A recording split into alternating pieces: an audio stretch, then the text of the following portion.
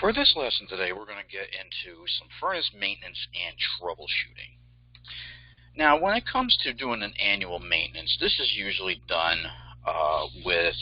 between a company and a homeowner or business where they possibly have signed a maintenance agreement, a service contract, where the technician is going to come out and basically do an overall check on the system.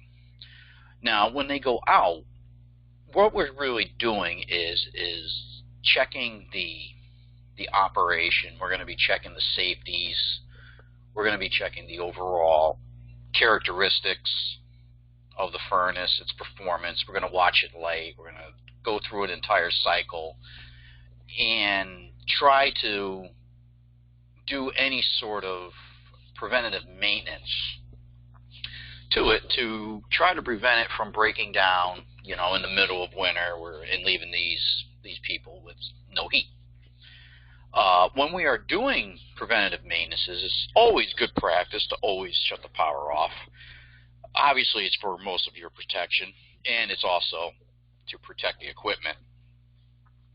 But when we are doing preventative maintenances, not only are we just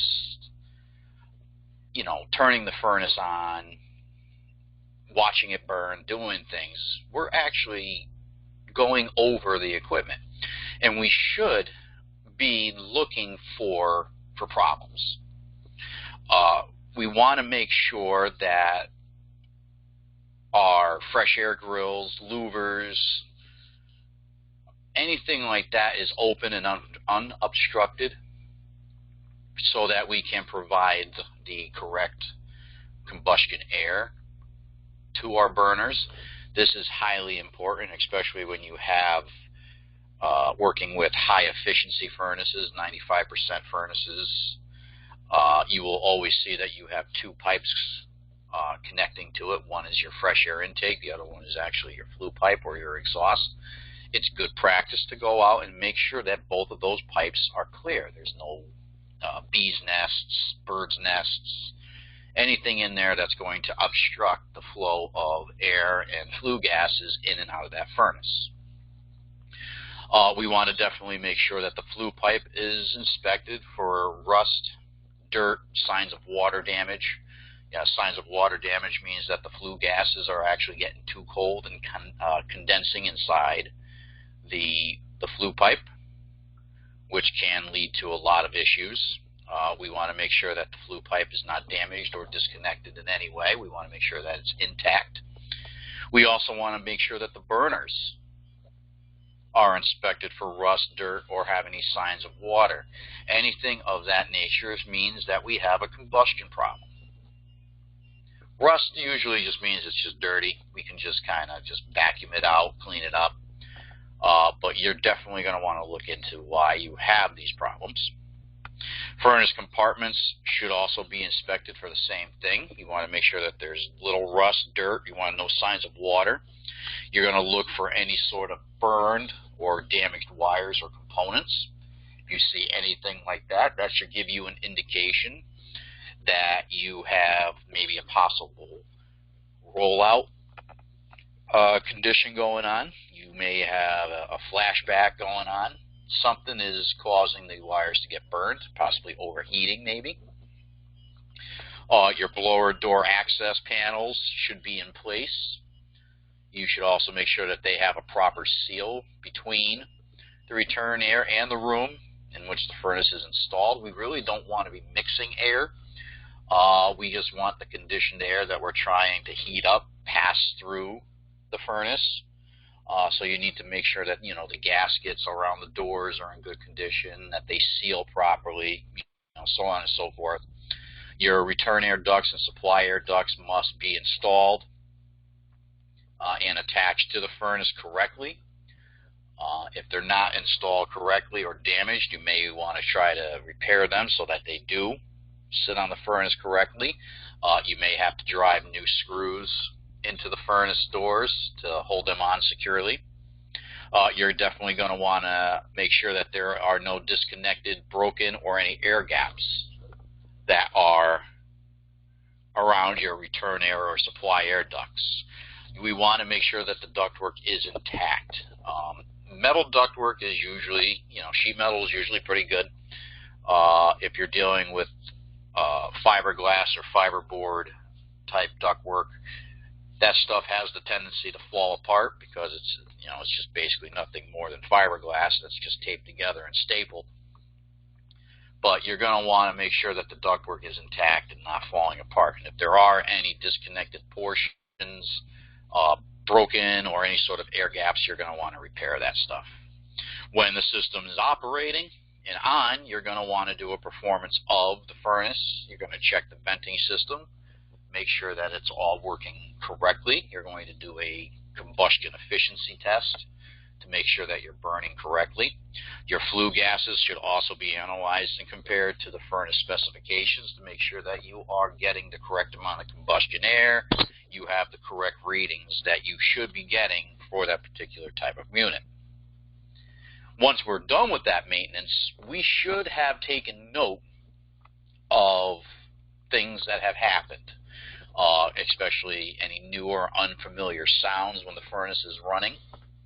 You may want to note if you hear the blower kind of wobbling around or any sort of like grinding or squeaking noises going on. You're going to want to make a note of that.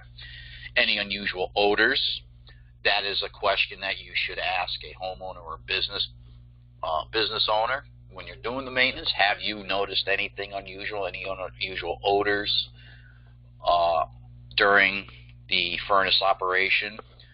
Obviously, when you're there, you're going to be trying to smell for anything that's unusual. You're going to look for any unusual amounts of moisture in the conditioned space. That can definitely give you an indication of an indoor air quality issue, amongst other things. Any visual burned components, unusual amounts of dirt or rust in the flue pipe or the furnace should also be documented, or any flu-like symptoms that subside when the homeowner is away from the house. Usually when you ask that type of question, that is a clue that they are being exposed to carbon monoxide. Because now remember, carbon monoxide is a silent killer. We don't smell it in a house, but it suffocates you from basically the inside.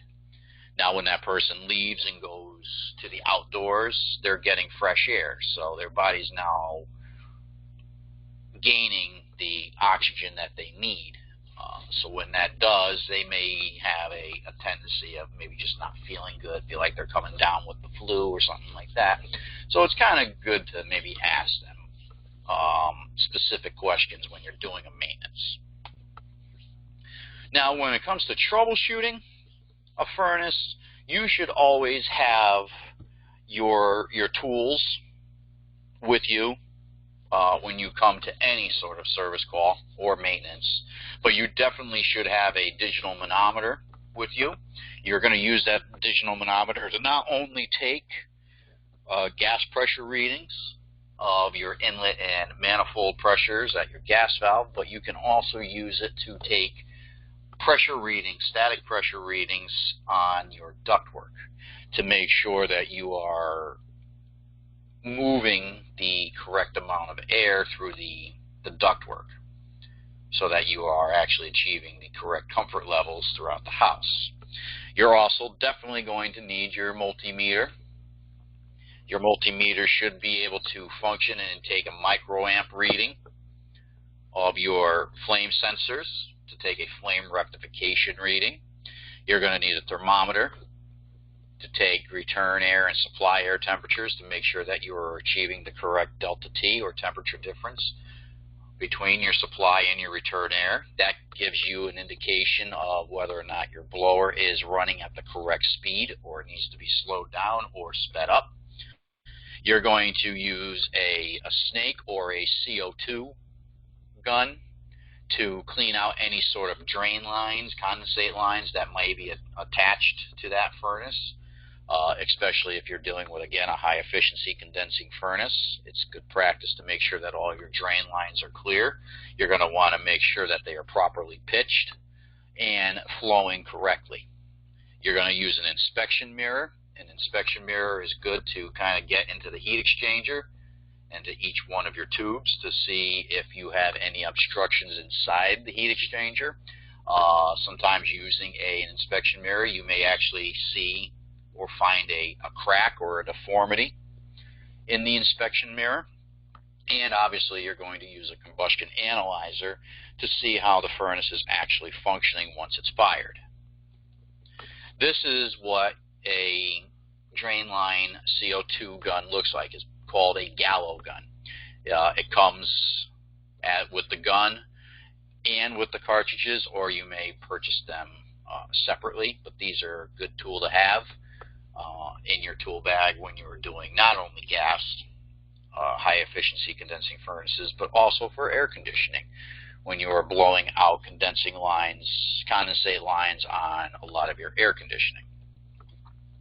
Now, when it comes to troubleshooting, you don't necessarily want to just start getting in there and pulling wires and taking things apart. You want to take a overall look at the general condition of the furnace before you really start getting involved with a lot of the operation and how things are going. You want to look at the surrounding area of the furnace, because sometimes, again, problems usually are staring right at you when you're on a service call, and sometimes it's just because of the way things go and the heat of the moment and stuff like that. We tend to overlook really some of the very basic problems that can cause a furnace to malfunction. Things that we should look for that really are frequent causes of issues for a furnace to not work is simply due to lack of satisfactory combustion air. Is the furnace surrounded by a bunch of garbage? For example, it's like in a basement, and it's surrounded by, you know, people's Christmas decorations and clothes, and God knows what else is down there. When a furnace is surrounded by a bunch of stuff, it can cut down on the amount of air that it needs to burn correctly.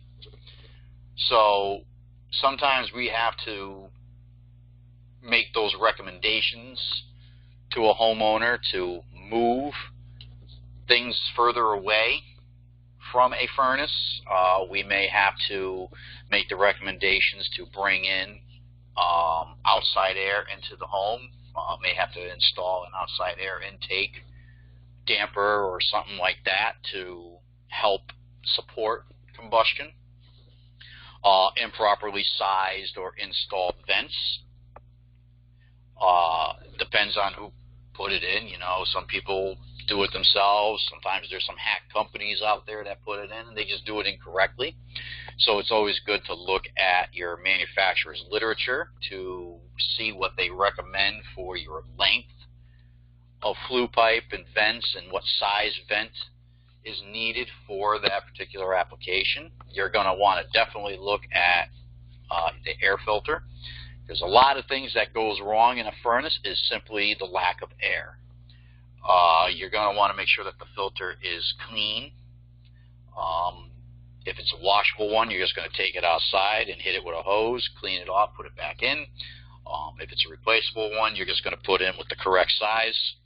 You're also going to want to look at your electrical wires. You're going to want to look to see if there's any water damage on those wires, because sometimes those can lead to a short, a blown fuse, something like that, maybe because the water is leaking onto the wires or onto the circuit board or whatever, and can cause issues. Now, that water leak can come from your condensate lines on, again, like a high efficiency furnace. It can come from evaporator drain pans if the furnace also has air conditioning on it. It could come from humidifiers. So you're going to have to see and investigate where the water is coming from. Again, you always really, before you do really anything on a service call, you want to check the obvious stuff first, the simple stuff. Once you go through all of that, now you can kind of look into some more, maybe not so common issues that maybe we may not necessarily think about. For example, blown or missing fuses. On your circuit boards, there's your little 3-amp fuses. Sometimes those blow because of an issue on the 24-volt side of the circuit, cause a short. Sometimes, it may have blown or a homeowner has found that the fuse blew, went to go get another one and never put one back in, or it's completely missing for some reason. You're going to want to check for tripped breakers. Okay, a tripped breaker can be an indication of maybe a bad blower or an overamping problem of some sort. You're going to look for loose or missing connections. Maybe a neutral wire fell off the circuit board, or a neutral wire is not connected onto a blower or an inducer motor or something like that. You're going to want to look again for burned components. Again, that's kind of a big key issue there. Burned wires, burned motors, indication of something that has overheated in some way. And open safeties. You're going to look for open high-limit switches, open rollout switches, things like that, to see whether or not something may have actually tripped. It is always good to look at manufacturer's literature that comes with the furnace. Hopefully this information was left with the furnace, usually in the electrical compartment. Usually that's where they're left, or maybe in the rafters above the furnace somewhere. It's good to look over that information. It's good to observe the sequence of operation of the furnace as it tries to function. Knowing sequence of operation is very important, because now you know what's supposed to happen first, what's supposed to happen next, and so on and so forth down the line. And knowing that operation, you kind of know where the problem stopped or has ceased to work. Confirm you have correct wiring. Use the wiring diagram with the furnace. Look it over. Do I have my wires going in the correct space and in the correct direction? It's important to look at simple, small little things like that before you start really kind of digging into it and start ripping things apart, basically. Now, if the furnace has an LED trouble code, you're going to want to use it. It helps you. It kind of gives you an idea of what went wrong. An LED code can maybe give you 2 flashes. That 2 flashes could mean that like a pressure switch is stuck closed, or 3 flashes saying that the pressure switch is stuck open, or 5 flashes telling you that a rollout switch is open. Those keys and stuff like that helps you to find a problem with the furnace. Okay, I like to always kind of think of like the LED trouble codes. They're kind of like the dummy lights. It tells you 3 flashes. Oh, look at that. It's a rollout switch that's open, or pressure switch isn't going on, or inducer motor isn't on, whatever. It's good to look at those codes before you start ripping things apart. Now, when servicing things on any type of heating appliance, really you should do some basic steps to find a problem and finding issues. Again, a lot of things is going to be an electrical problem. About 95% of the time, it's going to be an electrical related issue. Loose connections, for example. Wire nuts. Maybe underneath that wire nut we have a power wire or a neutral wire that's not making a good contact with the rest of the connections. That one neutral wire can cause a problem. So we want to make sure that our connections are good. We want to make sure that we don't have cracked or frayed wires. We want to make sure that the wires are intact. We want to make sure that the connections on the circuit board are tight and not loose. Look at all of those things before anything else. Make sure the unit is receiving power from the circuit breaker. Maybe the circuit breaker's tripped. Maybe the circuit breaker's off. You don't know. Use your meter. Do I have power going to my furnace? Check the emergency switch at the top of the stairs. That's a good one. Sometimes people mistake the emergency switch at the top of the stairs for a light switch, and they accidentally shut it off. Make sure it's on. Make sure the blower door switch is closed. You have to have your blower door panel on the furnace in order for that furnace to work. That furnace door switch has to be closed in order for the circuit board to receive power.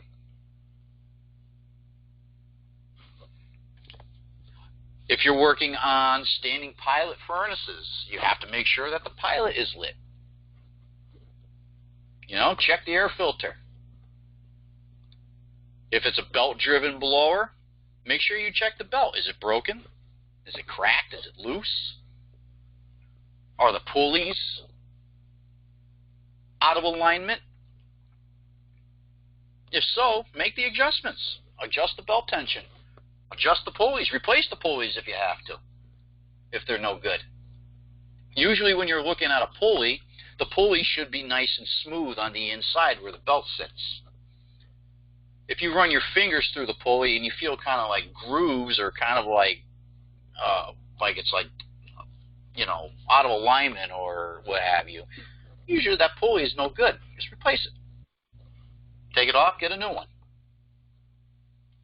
You're going to want to check for accumulation of dirt on the blower wheel. The blower wheel is what's going to deliver the air to the conditioned space. The blower has to be able to push the air across the heat exchanger,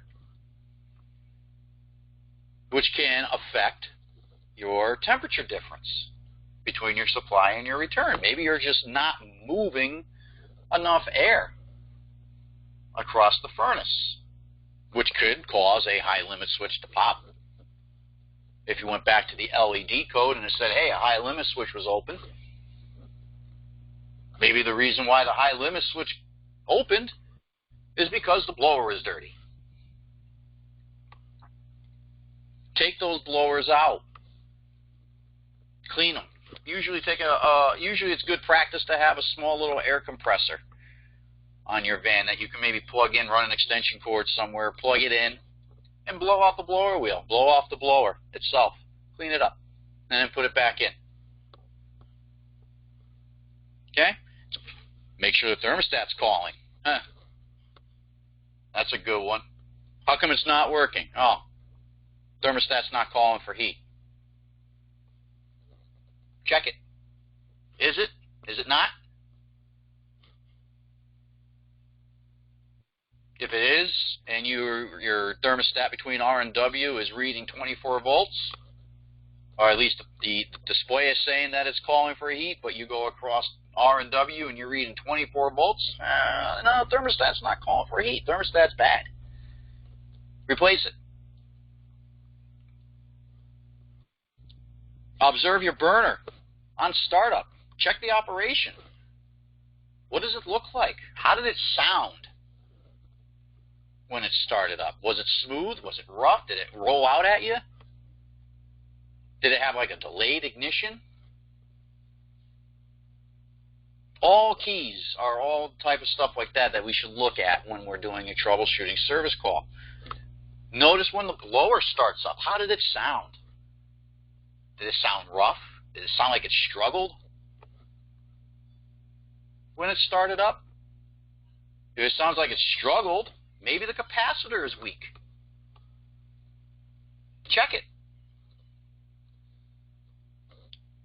Allow the furnace time to run. Give it 10 minutes. Once it fires off and everything is up and running, give it about 10 minutes. Let it get up to temperature. Now start taking your temperatures your supply air temperatures, your return air temperatures. Check the airflow at each one of the supply registers in the home or business. Am I getting heat out of these things? Are they blocked? People like to put things in front of supply air registers and return air registers, maybe because it's just not, aesthetically pleasing to them. People put carpets over stuff. Anytime we alter the airflow on a furnace, we change the operation of that furnace. We make it work harder than what it was originally designed to. And when that happens, we now run a greater risk of something going wrong, something breaking.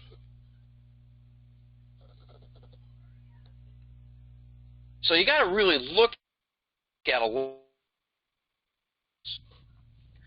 Now, some furnaces may have a flow chart that goes with them. It's kind of like what you kind of see here. Here we have like a hot surface ignition flow chart, and we got a spark ignition flow chart. It's basically kind of like a yes and no type chart where, okay, is the thermostat calling for heat? Yes. If it's not, no. Okay, yeah, it is. Okay, now did the hot surface igniter glow red? Yes or no. If it doesn't, check this. If it does, okay, move on to the next step type of stuff. All these charts are good to have and good to use, but ultimately you need to have a basic understanding of how a furnace works. You got to have an understanding and know what type of ignition system you're dealing with. Like we have 4 types of ignition systems that we usually see when it comes to gas heating. That's your standing pilot, your intermittent pilot, your direct spark, and hot surface. We know how these ignition systems work. That's kind of critical when it comes to troubleshooting a furnace. We know, or should know, that your direct spark and hot surface ignition systems, those are going to depend on some sort of ignition control module that's going to send signals to and from other components in that furnace. We know that we have, especially like on hot surface ignition systems, we're going to have flame sensors. Those flame sensors need to be intact. They need to be operational. That's why we take flame rectification readings, microamp readings of the flame sensor to see whether or not the sensor is indeed sending a signal back to the ignition module or circuit board or whatever it is that's in there. Charts are going to be provided by manufacturers, and they're going to cover many different types of problems a system may experience. Okay, it depends on the type of ignition system that's being used. We have to understand basic operation in order to really kind of successfully troubleshoot, a problem. Say a problem with, a flame. We know that when a gas furnace fires off, that, the flame should be a nice blue color. But what if it's a yellow color? What does that mean? Why is it a yellow color? Well, that could possibly mean that we don't have enough primary air being supplied to the furnace. Not enough air. Okay, we might have to check for blockages. Maybe my air intake is blocked. Maybe the furnace is completely covered with a bunch of garbage. Who knows? What if it's a flame that's lifting? What is that doing? When we look at a furnace, the flame is sitting right on the burner. If it's lifting and it's not really kind of sitting on the top of the burner, that's telling me that my velocity is too high. Maybe my gas pressure is too high. I might have to reduce my gas pressure, or maybe my primary air is too much. I might have to reduce it down, something. You know, floating flames. Okay, that's caused by incomplete combustion. It's going to be very, very dangerous. You know, we're going to want to check gas flow. We're going to want to check the flue pipes. We're going to check our air sources, secondary and primary air sources. What's going on? Why is the problem occurring? There's a lot that has to go in to learning a furnace and how it works. But ultimately, they all have the same functionality. We have a fuel source, we have an ignition source, and we have air. We have to make sure that all of those components, whether it's on the ignition side or on the airflow side through our ductwork, is correct. We have to make sure that we're achieving the correct temperatures.